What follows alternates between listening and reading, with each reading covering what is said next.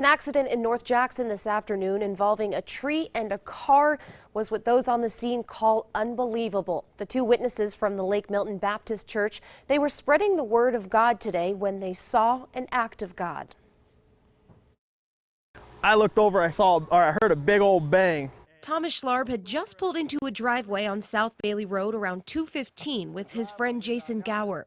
Just started talking to somebody and all of a sudden, boom, we turned. It was like a leaf explosion. I looked over and I see a tree falling and a truck driving through it. Schlarb immediately ran to help while Gower called 911 but was not far behind. We were absolutely thought that somebody was going to be maimed or possibly dead inside that vehicle. But luckily, that's not what they found. I opened up the door and his leg was pinned in it. We shut the truck off, got his leg out.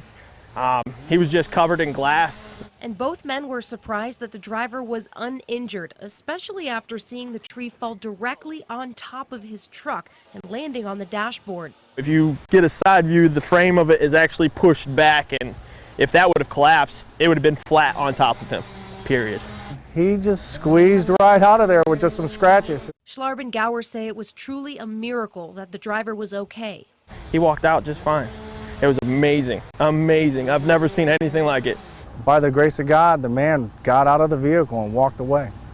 And after having driven in that exact spot just minutes before, Schlarb and Gower felt lucky for their lives too. Nothing that is so palatable and so real that life is so fragile.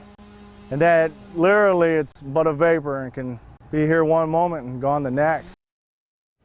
The driver of the vehicle was traveling alone and has not been identified. Those witnesses tell us he didn't suffer any major injuries, but he was put in a neck brace and taken to St. E's for treatment.